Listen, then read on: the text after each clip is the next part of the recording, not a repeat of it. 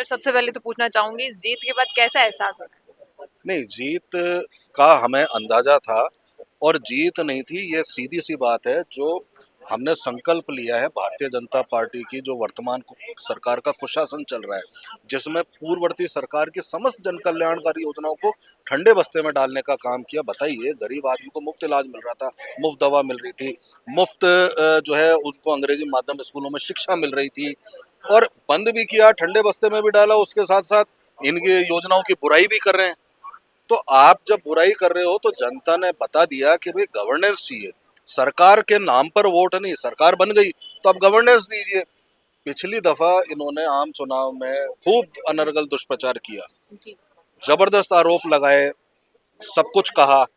2 साल से सरकार थी, फिर क्या किया आपने? 2 साल की सरकार में आपके साबित करने के लिए एक तथ्य नहीं ला पाए। आज भी चुनाव में आ रहे हो, फिर वही आरोप दोहरा रहे हो। तो जब इस तरह की बात आती है तो जनता समझ गई कि ये जो सरकार है, क्योंकि वहां पे 2 सरकारों को नकारा। पूर्ववर्ती भाजपा सरकार, पुरानी मुख्यमंत्री भी बैठी थी, वर्तमान मुख्यमंत्री भी थे, पर्ची सरकार जो बनी है। तो उसका खामियाजा भारतीय जनता पार्टी को उठाना पड़ा, क्योंकि जनता के लिए धरातल पे कोई काम नहीं हुआ। केवल एक कहना चाहिए कि ऑप्टिक्स और जो इनके जो लगातार जो बड़े बड़े वादे, बड़े बड़े दावे, यही हैं। लेकिन वो दावे धरातल पे तो है नहीं। धरातल पे तो जनता है। वोट परफॉर्मेंस से मिलता है, और परफॉर्मेंस के आधार पर ये सरकार फेल हुई है। जी सर। और सर जो नारे लग रहे थे कि भाया रे भाया खूब खाया, उससे एकदम चेंज हो गया कि भाया रे भाया खूब भाया, तो इसमें कितना वक्त लगा ये सब बदलने में? देखिए, अब चुनाव में प्रचार में कुछ रणनीति हमारी भी रही होगी। भारतीय जनता पार्टी, बड़े बड़े नेता जाते थे, रील्स बनाना, दिखाना, वो एक अलग चीज थी। लेकिन जो असली बात थी वो ये थी कि जब आरोप लगा रहे थे तो एक चीज ये भूल गए कि राजस्थान हाई कोर्ट ने ये कहा था कि जो ये सैंड माफिया है, खनन माफिया है, इसकी जांच सीबीआई से होनी चाहिए। आपको याद होगा, 4 महीने 5 महीने पहले सीबीआई ने आकर के कोर्ट में कहा कि ये सरकार हमें सहयोग ही नहीं दे रही, जांच किसकी करें? जी। तो जब अगर आरोप लगा रहे हो आप और जांच सीबीआई आपकी करवा नहीं रहे हो, और फिर कोर्ट में यही सरकार कहती है कि अभी हमें सीबीआई से जांच ही नहीं करानी, क्योंकि एक आरोप और लगा था। बिल्कुल। कैबिनेट मंत्री जो है इसी सरकार के, वो आरोप लगा रहे थे कि 8 करोड़ की बजरी का खनन प्रतिदिन अवैध रूप से हो रहा है सरकार के नाक के नीचे। तो आप समझ सकते हैं ना कि आरोप लगाना और खुद के कृत्य कितना फर्क है। उसको जनता ने नकारा है, जनता समझती है।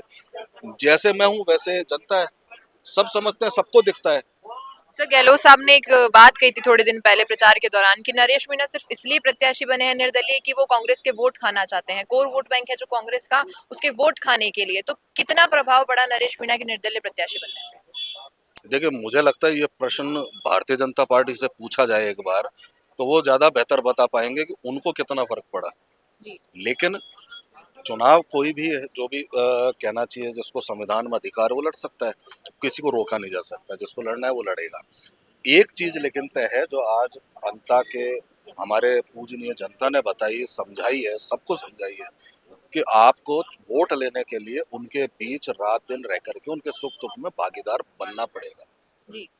अगर आप भागीदार हैं, उनके सुख दुख में रहते हैं शामिल, तो वोट मिलेगा। और चुनाव, सर इस जीत के बाद जो 2028 के विधानसभा चुनाव होंगे, तब क्या इस जीत का कुछ असर वहां पड़ेगा कि थोड़ी और हिम्मत मिल गई है? देखिए, एक परसेप्शन बनता है कि हम जो काम कर रहे हैं लगातार, उस काम पे कहीं ना कहीं मोहर लगी है कि हाँ, हम विपक्ष का धर्म निभा रहे हैं, जी। और सरकार अपना धर्म नहीं निभा पा रही है।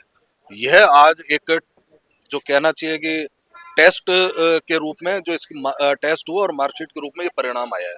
तो अब सरकार को भी सोचना है और हमें भी सोचना है कि हाँ, हम सही दिशा में चल रहे हैं। लगातार जनता की जो आवाज उठानी है, उसको और बेहतर तरीके से और लगातार उठाएं, ये हमें करना होगा।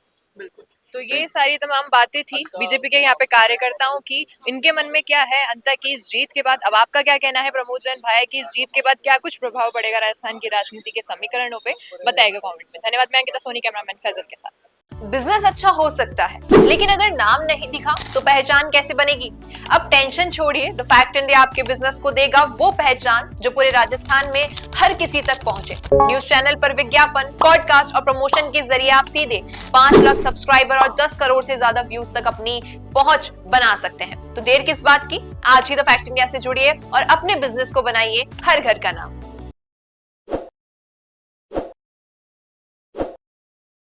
ताज़ा खबरों के लिए विजिट करें द फैक्ट इंडिया की वेबसाइट और डाउनलोड करें द फैक्ट इंडिया ऐप।